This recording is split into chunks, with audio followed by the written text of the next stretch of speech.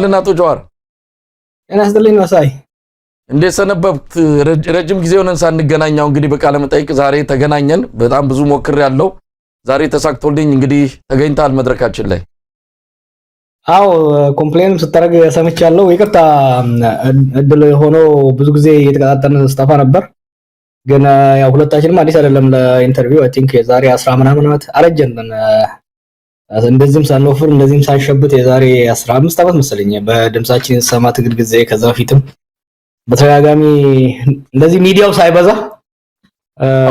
ያኔ ያስታውሳሉ። የዛሬ 15 ዓመት እንዳልከው ወጣቱ የፖለቲካ ምሁር በሚልም አንተን ለተመልካችም ለኢትዮጵያ ሕዝብን በማስተዋወቅ የኛም ሚና እንዳለ የሚታወስ ነው። አንተም በወቅቱ የነበረን የፖለቲካ ዕውቀት አጠቃላይ ብዙ ነገሮችን ስትገልጽ የነበረበት ሁኔታ የሚታወስ ነው። ለማንኛውም ረጅም ጊዜ ብዙ ነገር ሆኗል። አንተም ታሰርክ።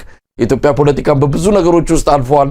እንደው ዛሬ ስላለፈው ነገር ለማንሳት አይደለም፣ እውነት ለመናገር በብዙ መድረኮች ላይ ብለኸዋል፣ በብዙ መድረኮች ላይ አንስታል። ስላለፈውም ዛሬ እሱ ላይ የምናጠፋው ጊዜ የለም። ስለ ዛሬውና ስለ ወደፊቱ የምናወራቸው ነገሮች ይኖራሉ። ግን እንደው ለመንደርደሪያ ያህል ከባለፈው የፖለቲካ ህይወቴ እንደው ባላደርገው ወይም ደግሞ ባደርገው ኖሮ ብለህ የምትቆጭበት ነገር አለችን? ባጭሩ መልሰልን ወደ ወቅቱ ሁኔታ እንመጣለን። ወደ ኋላ መለስ ስትል ይሄን ባረግ ኖሮ የምትላቸው ይኖራሉ።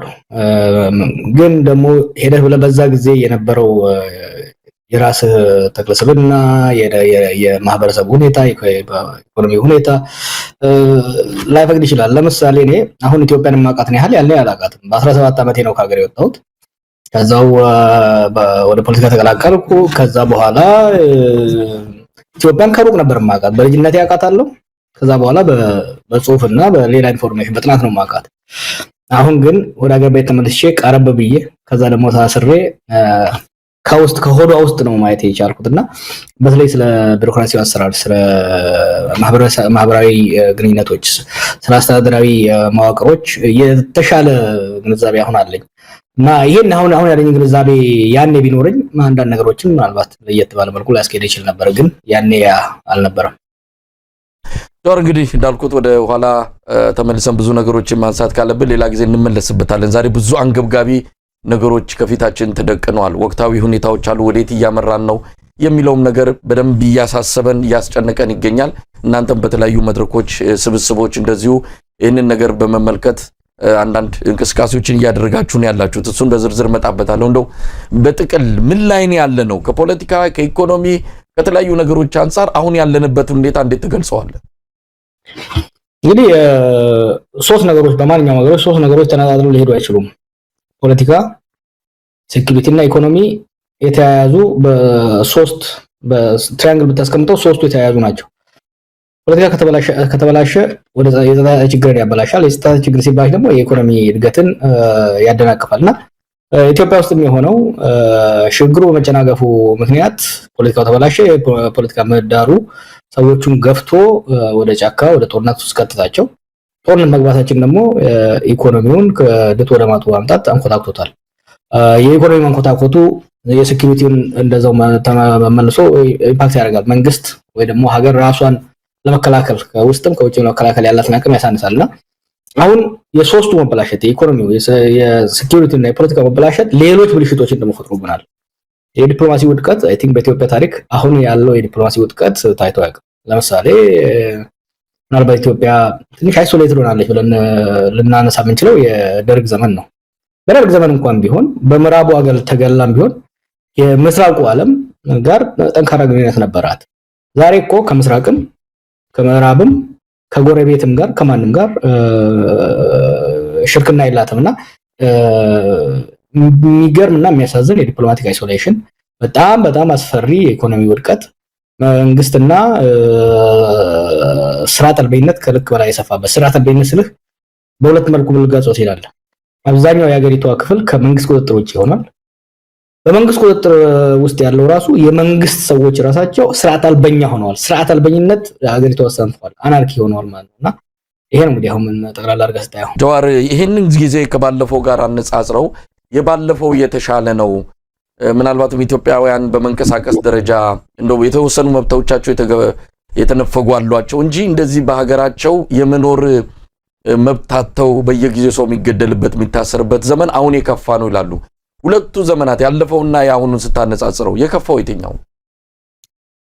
እኔም አንተም ያው መቼም በደርግ ጊዜ ተወልደን መለስና ኃይለማርያም ስንታገል ነው የደረስነው። የደርግ ዘመንን አላስታውስም። አንተ የምታስታውሰው አይመስለኝም።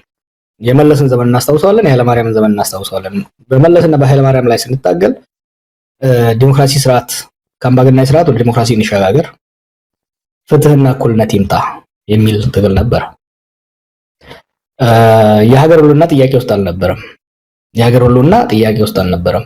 ዛሬ እኮ የዲሞክራሲ ጥያቄ፣ የልማት ጥያቄ፣ የሰብአዊ መብት ጥያቄ ባክሲት ወይም ደግሞ ከኋላ ወንበር ተቀምጠው የህዝቦች የመኖር ያለመኖር፣ የሀገር እንደ ሀገር የመቀጠል ያለመቀጠል የህልውና ጥያቄ ለትራሊ ከዚህ በፊትም ብዙ ጊዜ ሰው ህልውና የሚለውን ነገር ያነሳዋል።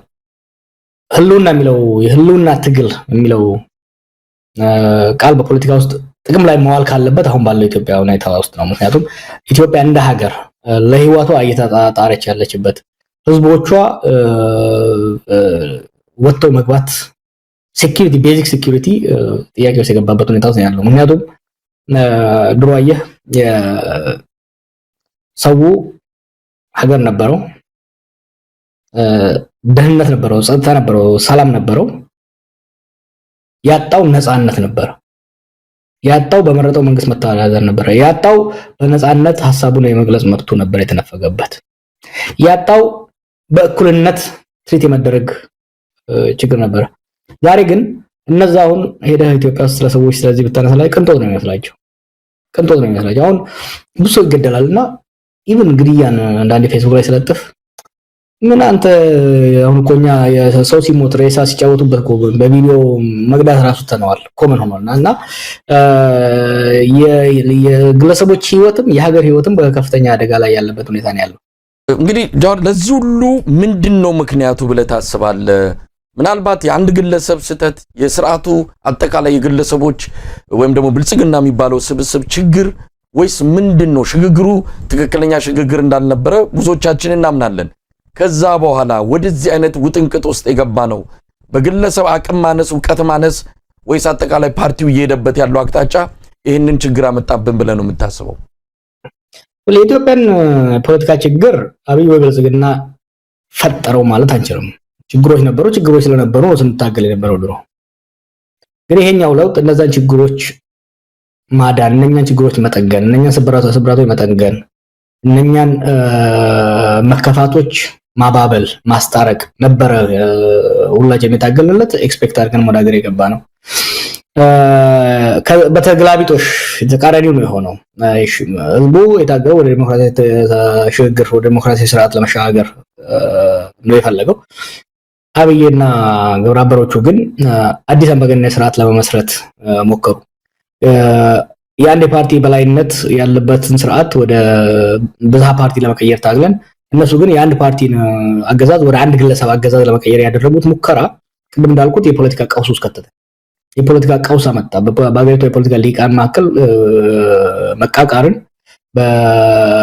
አመጣ። መቃቃሩን በጉልበት ለማፈን ሄደ። በጉልበት ለማፈን ሲሄድ አንድ አምባገነን ወድቆ አዲስ አምባገነን ለመገንባት የመንግስታዊ አቅም ያስፈልጋል። የመንግስታዊ አቅም ነው የኢኮኖሚ አቅም፣ የወታደራዊ አቅም፣ የማህበራዊ መሰረት ሊኖር ይገባል። በሽግግሩ ጊዜ ይሄ አልነበረም። ያለ አቅሙ ለማፈን አብይ ያደረገው እርምጃ አመጽ ነው ወለደ። ከትግራይ ጋር ጦርነት ተገባ፣ ከኦሮሚያ ጋር ጦርነት ተገባ፣ ከአማራ ጋር ጦርነት ተገባ። በየቦታው የመንግስት መፍከስና ሴንተርስ ኦፍ ፓወር ኢመርጅ ማድረግን እድል ፈጠረና ፕራይመሪሊ ለዚህ ቀውስ ተጠያቂው ከማንም በላይ አብይ ነው። ምክንያቱም ችግሩን ከስር መሰረቱ ፈጥረው እንኳን ባንል ችግሮች እንዲባባሱ ሀገር አይደለም በዓለም ታሪክ የነበረውን እድል፣ የነበረውን ድጋፍ፣ የነበረውን የህዝብ ፍቅርና ተስፋ በአጭር ጊዜ ውስጥ ከአፈር የደባለቀ ከአሸዋ የደባለቀ ሌላ መሪ ያለ አይመስለኝም ያለና የሀገርን እድል አጨናገፈ። አሁን እንግዲህ ራሱም ሀገርም ችግር ውስጥ ገባ።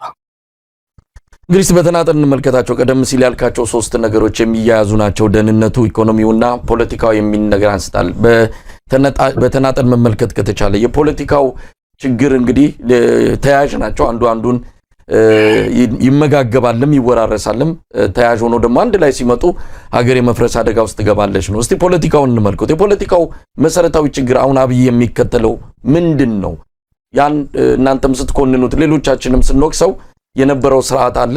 አብይ አህመድ የዛ ስርዓት ውላጅ የዛ ስርዓት አስቀጣይ ስለሆነ የተለየ ነገር ይዞ አልመጣም ብለው የሚከራከሩለት እንደውም ሊያክም ነው የመጣው የሚልም መገለጫ የሚሰጡት አሉ። አዎ ብዙዎች አሁን ላይ እንኳን እንደዛ የሚያስቡ ያሉ አይመስለኝም። እንኳን ሌላው ማህበረሰብ ባጠገቡ ያሉ ግለሰቦች ሚኒስቴሮቹም ይሄን አያምኑትም። መጀመሪያ አካባቢ ላይ ጥቂቶቻችን በደንብ ተረድተነዋል። አላማው፣ አካሄዱ፣ ብቃቱ፣ ድክመቱን በደንብ ነበር የተረዳ ነው። ለዛም ነው ሽንቴ ገትሬ ጠቅላይ ሚኒስትር እንዳይሆን ስከራከር የነበረው። አይ ቲንክ ብዙ የሀገራችን ልሂቅ በአሁኑ ወቅት በብልጽግና ውስጥ ያለው ፕሮባብሊ 99% የሚሆነው ይህንን ይረዳዋል። የአብይ ፈንዳሜንታሊ ችግር አንደኛ የአቅም ማነስ ነው። ለአመራር ሁለት ነገር ያስፈልጋል። ወይ በትምህርት ወይ በልምድ የአመራር ብቃትን ማካበት መቻል አለበት። ሁለቱንም የለውም። ትምህርት የለውም፣ ሀገር የማስተዳደር ልምድ የለውም።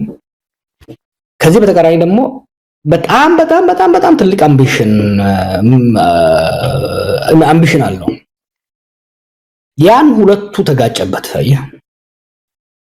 ግለሰባዊ ብቃት ሳይኖረው፣ ልምድ ሳይኖረው፣ ዝግጅት ሳይኖረው፣ ይሄ እንግዲህ በመጽሐፍ ውስጥ አይተው እንደሆነ ያኔ ገና እነሱ የኦህዴድ ሊቀመንበር ሳደርጉት ለኦህዴድ ማዕከላዊ ኮሚቴ ጽፌ የላኩት ግምገማ ነውና ብቃቱ ልምዱ ሳይኖረው ከአንድ አውራ ፓርቲ ወደ አንድ ግለሰብ አመራር ለመምራት ሄደ። ሊሸከመው የማይችለውን ሸክም ለማንሳት ሲሞክር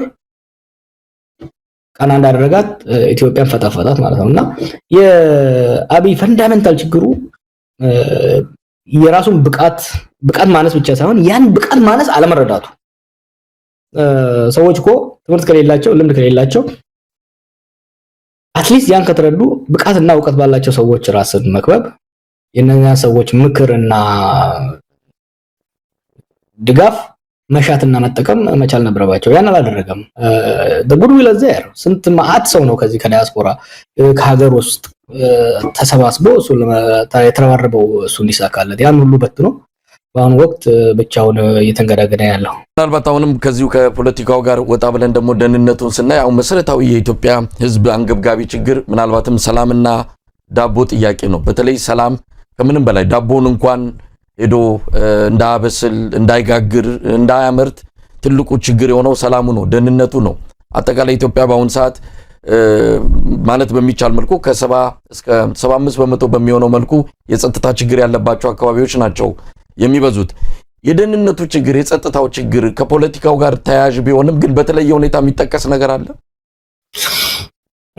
በአሁኑ ጊዜ እንግዲህ የግለሰቦች ደህንነትም የማህበረሰብ ደህንነትም የሀገር ደህንነትም ነው አደጋ ላይ የወደቀው። ሰዎች እንደ ግለሰብ ወጥተው መግባት